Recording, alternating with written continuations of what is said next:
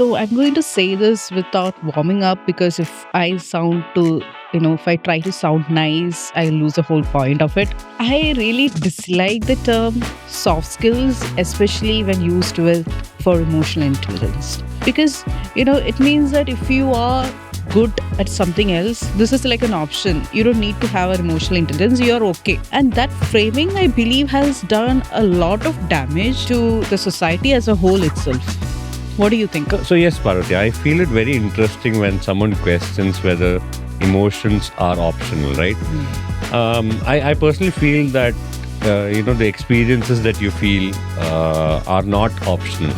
These are actual emotions that will come up in any scenario. So they're somewhat disconnected. Saying that soft skills, emotional intelligence, soft skills, soft might not be the right term. Okay. So I completely agree with that. Because life is like that, right? Doesn't wait you to be emotionally ready at times, and it just throws things at you at random and you have to handle it. And emotions are there whether we like it or not. So with that, welcome to another episode of Echofied, brought to you by Unbound Slate.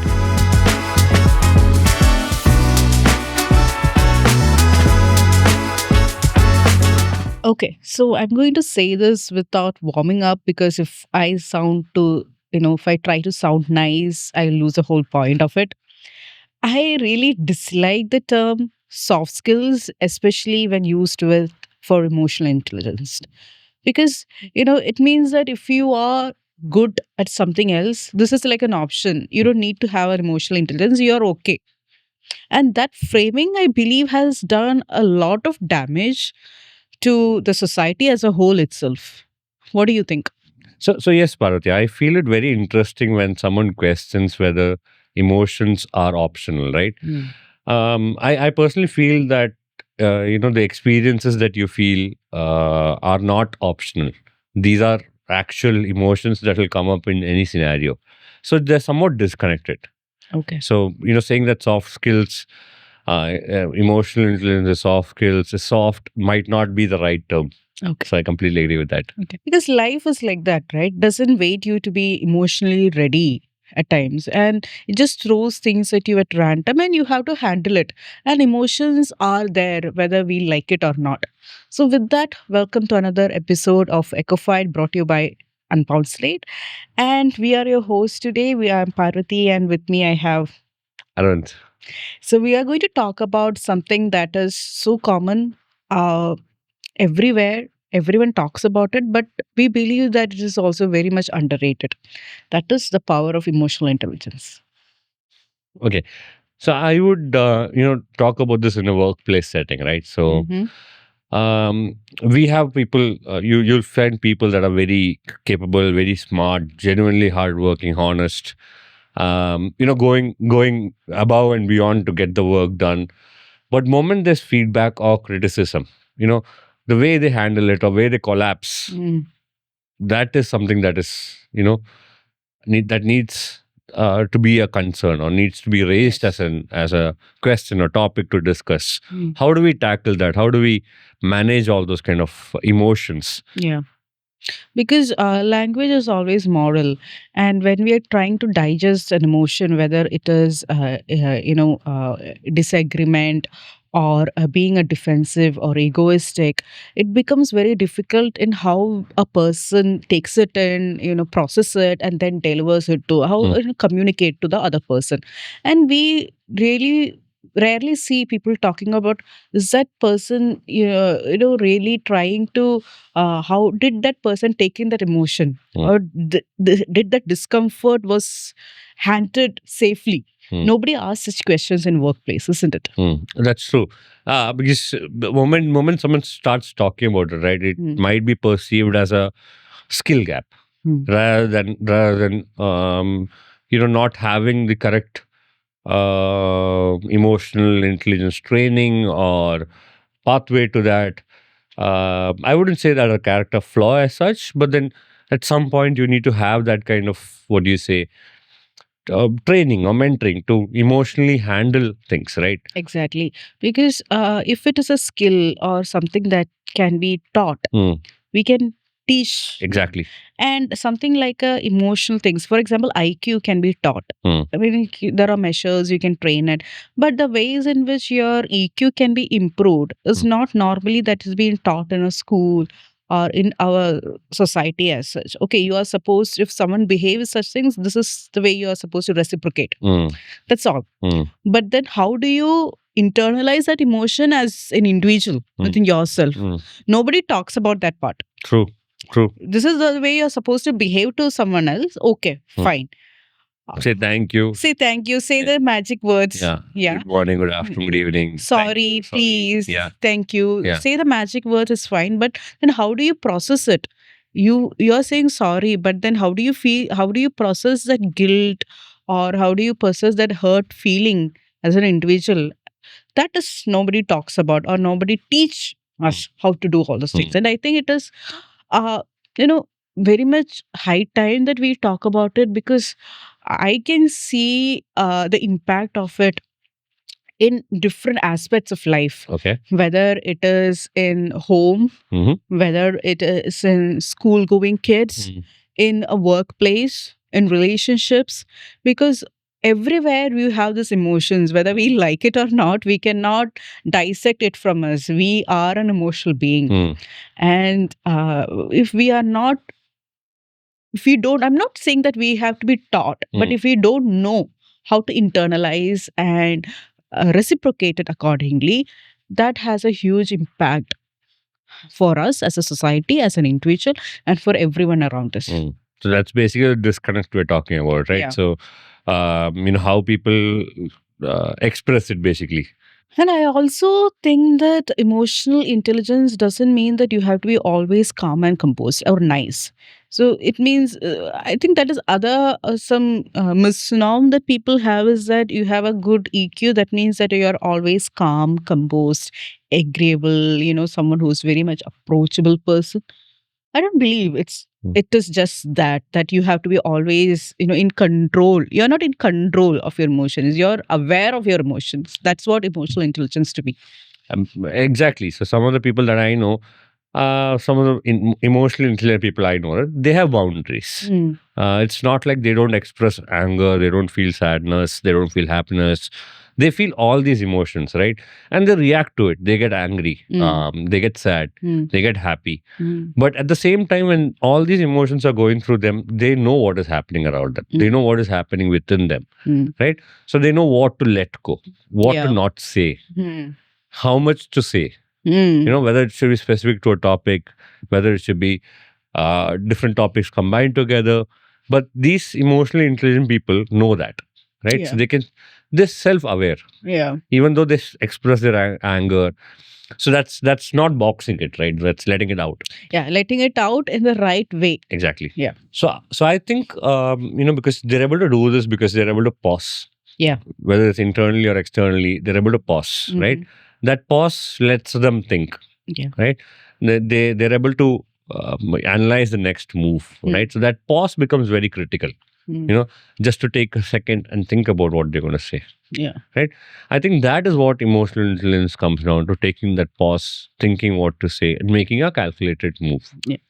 It does not mean that you have to be a very strategic consultant or a strategic person, advisor, making a very strategic move. No, but just thinking about the repercussions, or how it affects you as a person or others as people. Just thinking about that will make a big difference, is what I believe. Yeah, it's becoming more reflective towards yourself, because what most of the time happens is that we try to understand and about others, we rarely understand about ourselves. So a person with a good EQ, ideally, I believe, should, before trying to understand what is the situation all around, or what the other person is trying to say, or assimilate all those things, that person should understand themselves much better. So if you have much better awareness of yourself, of why you're doing this, what triggered this, it is becoming more of an internal question of being self reflective towards yourself. Then it's you're not in control, you're becoming more aware. Exactly. Yeah. So if this happens, I am angry because of so and so reason. I know that. I'm aware of it. I'm accepting that I'm angry also. I'm accepting that emotion. That is a big thing. Because nowadays it's very difficult for you because everyone are defensive. If it comes in an argument or anything, you become defensive, and then what happens is that all the relationship in a workplace or in any other setting as such get tarnished because of this. But if you realize that, okay, I am angry, and you accept that anger, and then you try to figure out a solution or work through it, that becomes much a fruitful thing. Just to put it in terms, it's control and processing, right? So control is about shutting down, processing is about understanding. Yeah. Right.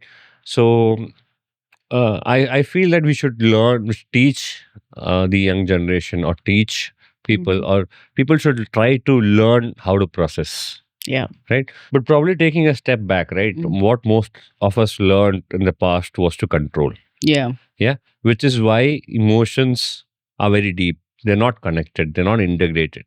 And it always comes out later as a bigger thing. Yeah. Yeah, what you're exactly talking about is like childhood traumas and things, because something that happened to us once when we were a kid, and then we were not able to completely process that emotion as such. Later on in life, it pops out, which may not be related to a certain event, but completely unrelated. It pops out, and then we don't know how to handle that emotion as such. And that's what we label as behavior, right? We say that kid is acting out. Yes. That kid is doing this, that. Why is he not behaving properly? And that's what happens eventually. I think that's what everyone will start saying about that. Yes. And we grow up to be that person too. Because it becomes a part of our identity as such. But if we try to understand why the kid is doing that, and try to tell the kid, okay, see this, it's okay to be angry, it is okay to be frustrated, these emotions are normal. And if we tell the kid, and then, okay, this is what you're supposed to do when you're angry, why are you angry, what made you angry, other than this, just shutting out the kid, don't be angry, just don't do things like that. Be, as a parent, we also try to shout on top of their voice to calm them down. Instead of doing all this, trying to be more of a supportive to the kid, I think that has a huge impact on their personality development, because that's when all these characteristics develop in us. So it makes it in a way that kids can start feeling that displaying emotions are safe. Yes, it's a safe place. With our parents, we are safe to display any kind of emotions. That's the biggest gift. Who has that gift? Who can have that kind of a space now? Nobody has as a grown up. So if you give your child a space wherein you can express any kind of emotions, that's the biggest gift you can give to your child. Very interesting. So, in a workplace setting, I have seen people becoming very defensive or closed off when they are confronted. Maybe it's something related to their work or whatever it is. They become they don't want to talk about it, or they don't feel the necessity. They don't feel that, okay, I did a mistake. They find it very difficult to do the confrontation and take ownership for their action. And it's not just one person, it is the different degree of it is there in many of the individuals that I encounter in the workplace. So I believe it is not something that is just pertain to one particular individual or one particular section of the society. It is something that is there in every individual as such, because as a generation that grew up over the years, I think we didn't give them much of a space to let them talk about their emotions as such, because we brought them as such a controlled individuals who have to be perfect in every sense. What do you think about this? So I agree with that, right? So it's not just a workplace setting; it is everywhere that we see, right? Any environment that we're interacting in, be it the family space, be it a workplace space, or any other setting, friends, any setting that you have. I think there are limitations to what we can express, right? So people start to think that, oh, if I tell my senior, or if I tell my friend that I'm vulnerable, right? If I'm sad, we highly think about what they will think, right? Yes. Or how they would judge us. So these kind of emotions don't get talked about; they get swept under the rug, right? And I think that's what causes all these. After some point, what happens is it becomes too much for a person to handle. Yeah. And that's what leads to a lot of mishap or a lot of other consequences, right? Which might be much bigger than what could have been done if you'd just spoken about it simply. Yes, exactly. Right? Yeah. So this, as I would definitely agree with you for the fact that it has also affected a workplace. Yeah. And that's what we are seeing this generation right now, wherein they're not able to do that. And they're not able to push beyond it. Yeah. I think a generation above us, right? Above what me and you are, right? The boomers. Right? Yeah. So a generation above that, they had a lot of responsibilities. They do not know emotional intelligence. They also don't know this, right? So they would not have known this, but they were capable of pushing it away to a large extent, and over a period of time, it became normal for them, right? Now what we are seeing is that, okay, to some extent you're able to push it. Maybe you're able to push it 60%, but that 40% remains, and that 40% is coming out much bigger in terms of consequences, which is hitting hard. Yeah.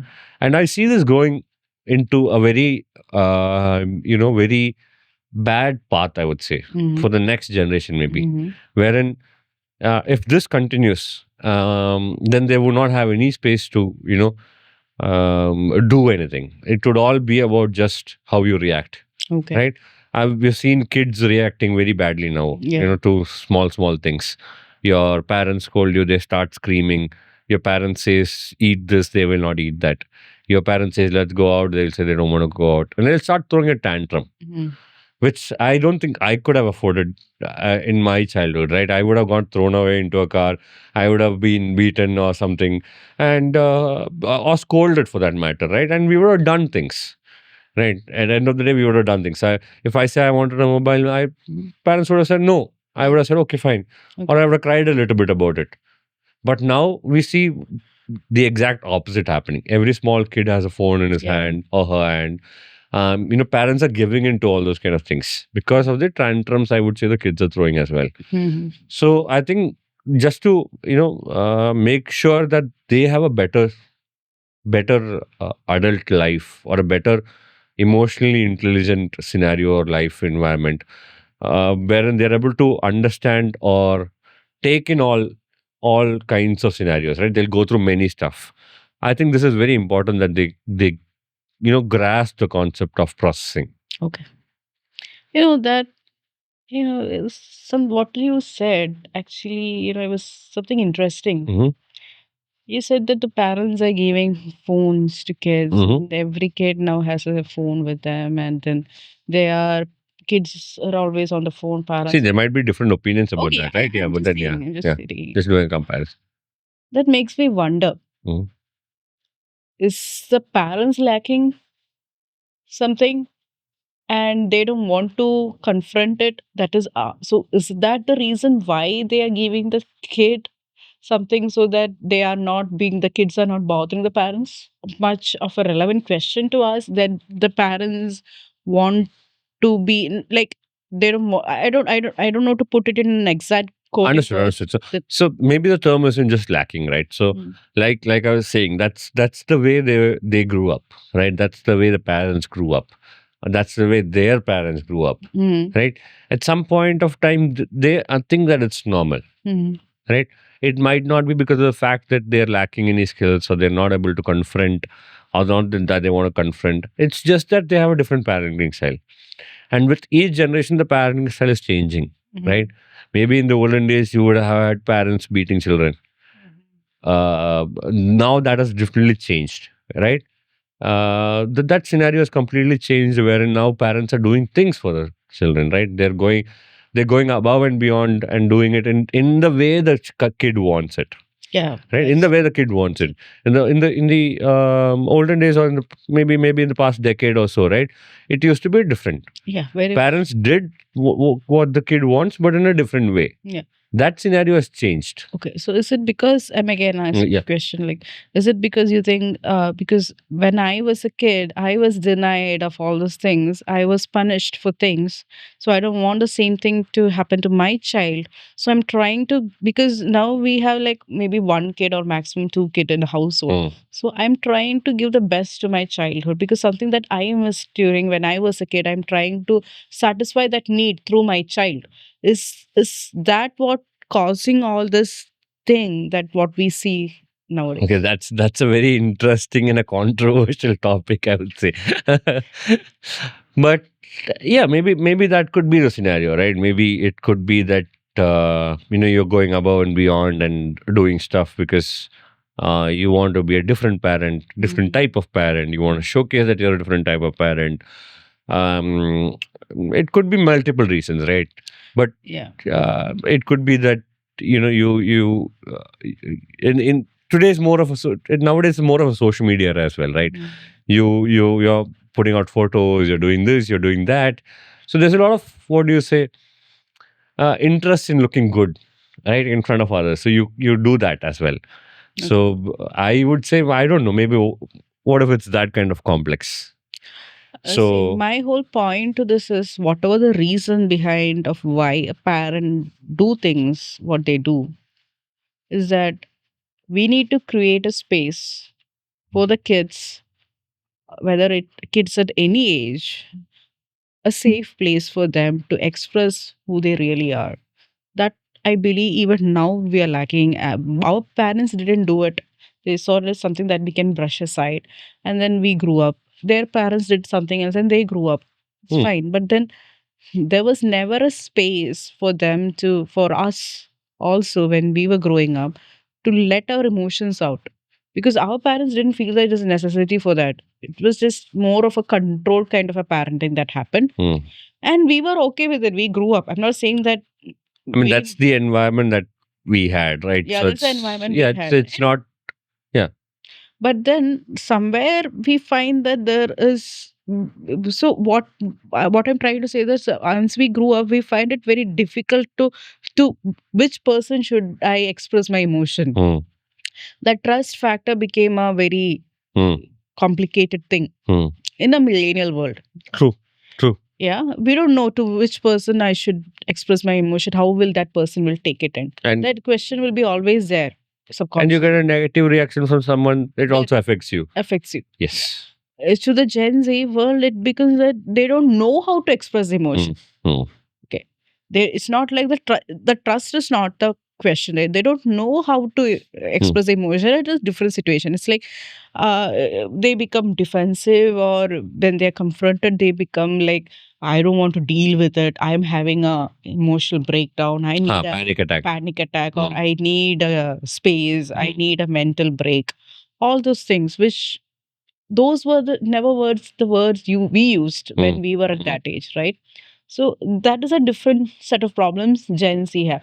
And I believe the generation that is coming up now will face different kind of things. True. Because the one main reason is that we are not giving them a space to express and to bring out what they really feel. True. I think that is one of the main reasons. So, Pavli, just to continue on this topic of workplace setting, right? So, I've experienced certain things like where people have come for interviews, right? So, they come for an interview, they don't actually know what the company is about. I've got calls wherein they don't know what position they're applying for. They're saying they're open to any position, right? People come in, they're like, okay, I was there in this building, so I thought I'll come for interview here also. That is the kind of what do you say, responses you're getting, right? When we give them feedback also, I think one of my colleagues in a different company, he had this where one candidate had come for an interview. Interview did not go well. They were giving feedback. And then she was like, I just come for this interview because I was in the same building for a different interview. So that's the kind of attitude that these candidates have now. What do you think this could be happening for? Is there a reason behind this? what do you have? What are your thoughts on I this? think there are multiple reasons actually, not just one pretty to one particular thing. Uh, but we are not going to discuss about all other reasons of why such thing. But one of the reason that can be of this such an attitude is that they don't know how to talk, to whom to talk, Hmm. what to talk. Very simple. They don't know how to, whether it is right or wrong to say it. It is very. There's no filter, basically, There's right? no It's like filter. unfiltered Yeah. conversation. Even though people enjoy it, and raw and uncensored kind of thing make it very natural and appealing, because even in marketing we have this raw and unfantasy kind of world that works right now because it is more real to them. Even though it is true, at some places, especially at workplaces, there is a way of communication, there is a professional, structured way of delivering things, and I strongly believe that it should be maintained as such. Exactly. So it is basically understanding where you are, right? Yeah. You cannot go to a hospital and laugh Yeah. to a person that's sitting next to you, right? Maybe that but people are doing that now. We're joking, but then yes, you understand the scenario, right? So different scenarios call for different reactions. Exactly. Which is what something people are not understanding now. Yeah. Yeah, I've nephews that come and talk to me like I was looking at this person like this, and she was like, "Why are you giving me this bombastic side eye?" This is a language I couldn't even understand, right? 6'7" is something people say like it's very good. It's all chill. It's all cool. Yeah. People on the phone are like 6'7". The Gen Alpha language. Gen Alpha language, right? This language, do you think it's coming out because of they're not able to, express their emotions Not in a proper way? No, I don't believe, because I believe every generation had their own things to hold on to. And we put so much of focus on Gen Z and now on Gen Alpha saying that they are doing this, they're doing this. If we look back, we also did similar kind of things in a different way. So every generation that grew up has something, and it's not their fault, it's nobody's fault. It's like that.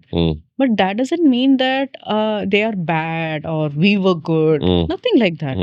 That is that nature of that particular generation, and they talk, let them talk like that. It is fine. We have our own words. Exactly. Right? Exactly. Which our parents never understood.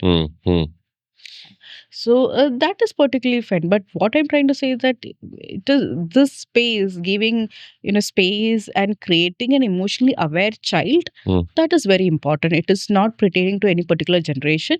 It was not very much appreciated in any generation, I would say. And I think right now we need to, because the impact of it has trickled down so much that the generation that is coming up is facing a lot of mental health crisis. Challenges which they are not able to handle also.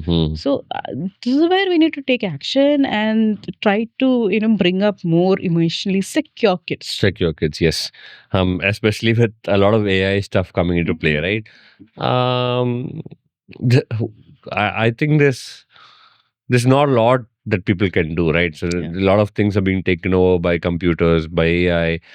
It all. How do you differentiate an AI with a human being? On emotions, right? AI does not have emotions. Human beings have emotions, and if we don't address that and we don't try to, what do you say, cultivate on those emotions, then how are we different from an AI? Yeah. Very true. Yeah. So understanding that is very critical. Be it in 3 to 5 years or 5 to 6 to 8 years, or any age group for that matter, right? Whether you're in school, college, kindergarten, workplace, understanding these kind of emotions and trying to be very open about this, right? So maybe you cannot trust everyone, right? At the same time, but then you need to identify people that you can be and talk to. Go for those kind of things. Express yourself, so you don't box it in. And I think that's very, very critical.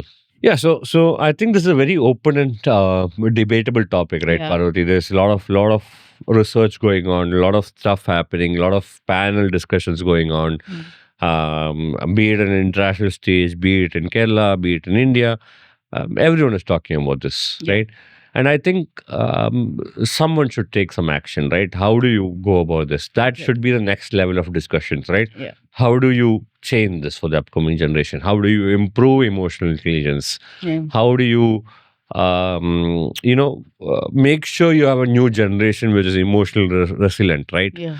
So I think, yeah, let's leave it out there for the Yes. public to talk about, and let's see, hoping for a better future, right? Yeah. Yeah.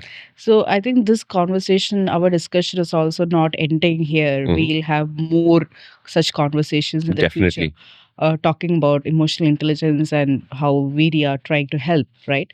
So with that, we'll move on to the rapid fire Okay. round. Sure. Okay. So the first question: emotion adults avoid the most. Vulnerability. Being vulnerable. Because then you feel that you've lost something, right? You've Okay. lost something in the process. Mm-hmm. And that's something that everyone wants to avoid. Emotion a child get most punished for. Anger, for sure. Yeah, obviously. For sure. Yes. Moment you start throwing a tantrum because of your anger, and then Okay. different people, different consequences. I'm not getting into that. Okay. Biggest myth of emotionally intelligent people. uh, I would say that uh, people think that emotionally intelligent people don't feel intensely, they don't feel passionately, they don't feel deeply. Whereas they feel all these things very, very intensely. Okay. Yeah, very true. Mm. Emotions adult pretend that they don't have. Fear. Hmm. I would say fear, because they want to act strong. They want to act strong. They want to Yeah, act we all strong. They want want to to act be strong. brave in front of other people. So they feel they want to showcase that they're not afraid of anything, right? No matter what happens, they're not afraid. So that's, yeah. Okay. Most emotionally confusing state sentence from childhood. I would say that I'm not angry. I'm just disappointed. Yeah. Yeah, that's kind of very confusing. Very confusing. True. Emotions we dress up as being practical. I would say fear again. Mm. Because I would say a decision not to start an entrepreneurial journey based on fear. It's practical, right? Yeah. It's a practical. I'm working somewhere. I'm doing a job. I have a comfortable position. Mm. Why would I take the jump? Those kind of things, definitely. So fear. One phrase that guarantees a meltdown. For me personally, it's like someone saying "calm down." Because I know where I need to stop myself, right? So someone Okay. comes behind me and says, "Stop, calm down." That triggers my anger even further, and like I'll do extra, I'll do more. That's definitely something that causes a meltdown for me. So calm down. Emotions adults process while scrolling their phone. Everything. I, should be everything, right? I think everything. Yeah, Yeah, everything. yeah. Yeah. I All also think all it's the everything. emotions. All the emotions. Yes, Biggest lie we tell kids. everything is okay. Mm. So we keep saying this, everything is okay, right? So if we keep saying everything is okay to a child, they'll think everything is okay. I think that's something which we lie to ourselves also. Yeah, yeah. Because you need to give the child a chance to, suppose you're going through something. So if you say everything is okay, he or she will continue being the same way. Yeah. And then they'll come and jump on you or do something, and then you get angry at them because you have something else on your mind. So when you say everything is okay, everything has to be okay. Otherwise, you can say, no, everything is not okay. I need some time. Yeah. So parents don't feel like telling these things to their children either, right? So that they need time. Give me some time. I'll come back to you. You watch TV for a while. I'll come back to you. I'll talk to you after half an hour. Those kind of things are not said. You say everything is fine. Kid will come and jump on you, and then you get angry. Yeah. Emotional intelligence that looks very rude.